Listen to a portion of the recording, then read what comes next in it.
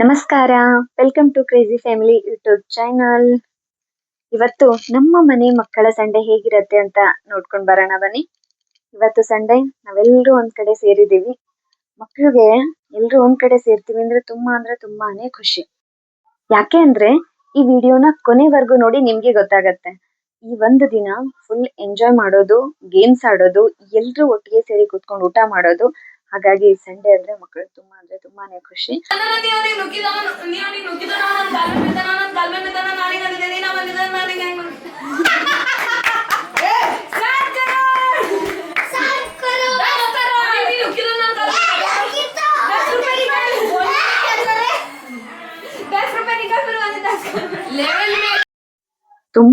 ತುಂಬಾನೇ ಚಳಿ ಆಗ್ತಾ ಇತ್ತು. ಸೊ ಹಂಗಾಗಿ ಮಕ್ಳು ಏನ್ ಮಾಡಿದ್ರು, ಬ್ಲಾಂಕೆಟ್ ಎಲ್ಲ ಹಚ್ಕೊಂಡು ಅಲ್ಲೇ ಬೆಡ್ ಮೇಲೆ ಕೂತ್ಕೊಂಡು ಆಟ ಆಡ್ತಾ ಇದ್ರು. ಆಟ ಆಡ್ತಾ ಅದೇ ಬ್ಲಾಂಕೆಟ್ ಅನ್ನ ಯೂಸ್ ಮಾಡ್ಕೊಂಡು ಮತ್ತೆ ಇಲ್ಲಿ ರೀಲ್ಸ್ ಮಾಡಕ್ ಶುರು ಮಾಡಿದ್ರು. ಸ್ವಲ್ಪ ಹೊತ್ತು ರೀಲ್ಸ್ ಮಾಡಿ ಅದಾದ್ಮೇಲೆ ಊಟ ಮಾಡ್ಕೊಂಡು ಹೊರಗಡೆ ಆಟ ಆಡಕ್ ಹೊರಟೋದ್ರು. ಹೊರಗಡೆ ಜಾಸ್ತಿ ಬಿಡೋದಿಲ್ಲ ಮಕ್ಕಳಿಗೆ, ಯಾಕಂದ್ರೆ ಬೈಕ್ ಎಲ್ಲ ಬರತ್ವೆ. ಹೊರಗಡೆ ಆಟ ಆಡೋ ಹೊತ್ತಿಗೆ ಮಕ್ಳಿಗೆ ಗೊತ್ತಾಗಲ್ಲ, ಆ ಕಡೆ ಈ ಕಡೆ ನೋಡ್ಕೊಂಡು ಆಟ ಆಡಲ್ಲ ಅನ್ಕೊಂಡು ಒಳಗಡೆನೆ ಆಟ ಆಡಿದ್ರು ಇಷ್ಟೊತ್ವರೆಗೂ. ಮಾಡ್ರಿ ಡ್ಯಾನ್ಸ್ ಸ್ಟಾರ್ಟ್.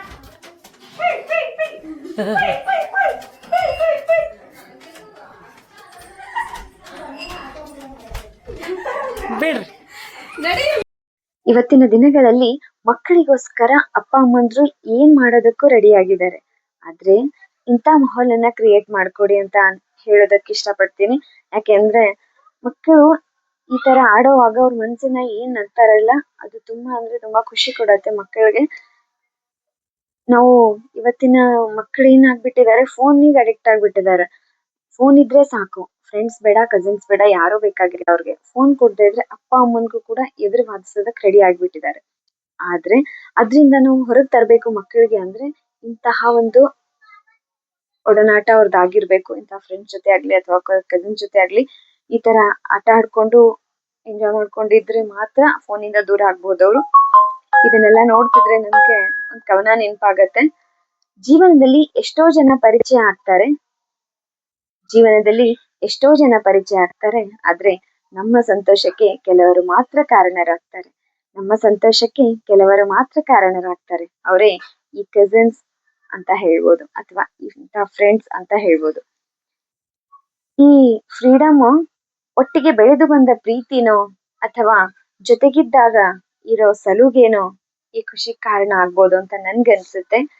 ನೋಡ್ತಿದ್ದೀರಾ, ಮಕ್ಕಳಲ್ಲಿ ಯಾವುದೇ ಒಂದು ಭೇದ ಭಾವ ಇರಲ್ಲ.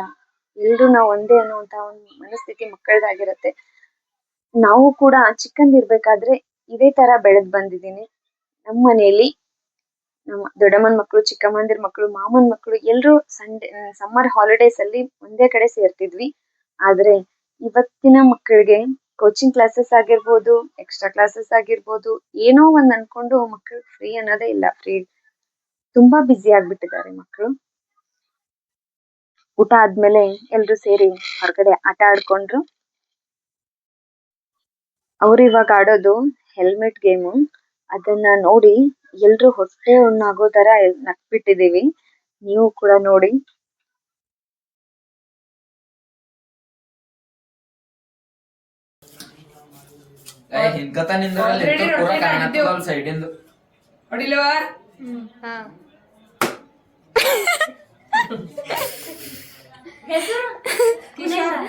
ಇಲ್ಲ ಕಿಶೋರ್ ಪ್ರಸಾದ್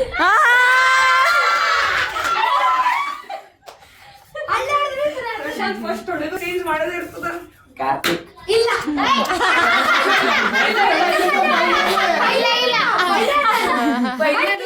ಇವಾಗ ಲಗೋರಿ ಆಗ್ತಾ ಇದಾರೆ ನೋಡ್ತಿದ್ದೀರಾ. ಇದನ್ನೆಲ್ಲ ನಾವು ಚಿಕ್ಕಂದಿರ್ಬೇಕಾದ್ರೆ ಆಡಿರೋ ಗೇಮ್ಸ್. ಇವಾಗೆಲ್ಲ ಹಳ್ಳಿಗಳಲ್ಲಿ ಇನ್ನೂ ಅಲ್ಲಿ ನೋಡುವ ಆಡೋದಕ್ಕೆ ಆಗಲ್ಲ.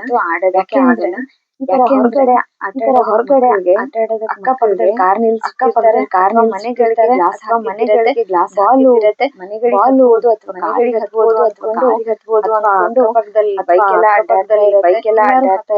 ಎಲ್ಲರೂ ಹೊರಗಡೆ ಆಡಕ್ಕೆ ಬಿಡಲ್ಲ.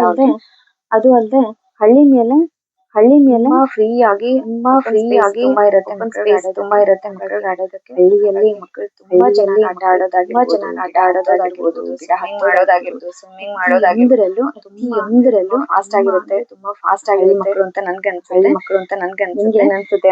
ನಿಮ್ಗೆ ಏನ್ ಅನ್ಸುತ್ತೆ ಅನ್ನೋದನ್ನ ತಿಳಿಸಿ. ಕಮೆಂಟ್ ಮೂಲಕ ತಿಳಿಸಿ. ಈ ಲಗೋರಿ ಗೇಮ್ ಆಡೋ ಎರಡು ಟೀಮ್ ಮಾಡ್ಕೊಂಡಿರ್ತಾರೆ. ಮಧ್ಯದಲ್ಲಿ ಕಲ್ಲನ್ನ ಮಧ್ಯದಲ್ಲಿ ಕಲ್ಲನ್ನ ಕಲ್ಲನ್ನ ದೂರದಿಂದ ಅಲ್ಲಿಂದಾನೆ ಹೊಡೆದು ಹೊಡ್ಸಿರೋ ಕಲ್ಲನ್ನ ಬೀಳ್ಸಿರೋ ಟೀಮ್ನವರು ಅದನ್ನ ಅಪೋಸಿಟ್ ಪೋಣಿಸ್ಬೇಕು. ಟೀಮ್ ಅದನ್ನ ಪೋಣಿಸಕ್ ಬಂದಿರುವಾಗ ಆ ಬಾಲ್ ಅನ್ನ ತಗೊಂಡವರು ಬೆನ್ನು ಟಚ್ ಆದ್ರೂ ಕೂಡ ಅವರು ಔಟ್. ಈ ತರ ಈ ಗೇಮ್ ರೂಲ್ಸ್ ನಾವು ಚಿಕ್ಕಂತಿರ್ಬೇಕಾದ್ರೆ ಔಟ್ಡೋರ್ ಗೇಮ್ಸ್ ತುಂಬಾ ಆಡ್ತಾ ಇದ್ವಿ. ಆದ್ರೆ ಇವತ್ತಿನ ಮಕ್ಕಳಿಗೆ ಹೊರಗಡೆ ಆಡೋದಕ್ಕೆ ಆಟ ಆಡೋ ಮಕ್ಕಳಿಗೆ ಅವಕಾಶ ಇಲ್ಲ. ಮಕ್ಕಳು ಇಂಟ್ರೆಸ್ಟ್ ಇದ್ರು ಅವ್ರಿಗೆ ಸವಲತ್ತಿಲ್ಲ ಅಥವಾ ಬ್ಯುಸಿ ಆಗ್ಬಿಟ್ಟಿದ್ದಾರೆ. ಅವ್ರಿಗೆ ಸಿಗ್ತಾ ಇಲ್ಲ. ನಿಮ್ಮ ಬಚಪನ ಹೇಗಿತ್ತು? ನಮ್ಮ ಮಕ್ಕಳ ಸಂಡೆ ಹೇಗಿತ್ತು? ಕಮೆಂಟ್ ಮೂಲಕ ತಿಳಿಸಿ. ಎಲ್ರಿಗೂ ಇಷ್ಟ ಆಗಿದೆ ಅಂತ ಅನ್ಕೊಳ್ತೀನಿ. ಇಷ್ಟ ಆದ್ರೆ ಲೈಕ್ ಮಾಡಿ, ಶೇರ್ ಮಾಡಿ, ಸಬ್ಸ್ಕ್ರೈಬ್ ಮಾಡೋದನ್ನ ಮರಿಬೇಡಿ. ಸಬ್ಸ್ಕ್ರೈಬ್ ಮಾಡಿದ್ಮೇಲೆ ಪಕ್ಕದಲ್ಲಿರೋ ಬೆಲ್ ಐಕಾನ್ ಅನ್ನ ಪ್ರೆಸ್ ಮಾಡಿ. ಹಾಕಿರೋ ವಿಡಿಯೋನ ನೋಟಿಫಿಕೇಶನ್ ನಿಮಗೆ ಬರುತ್ತೆ. ಮತ್ತೆ ಸಿಗ್ತೀನಿ ನೆಕ್ಸ್ಟ್ ವಿಡಿಯೋದಲ್ಲಿ. ಅಲ್ಲಿವರೆಗೂ ಥ್ಯಾಂಕ್ ಯು ಸೋ ಮಚ್.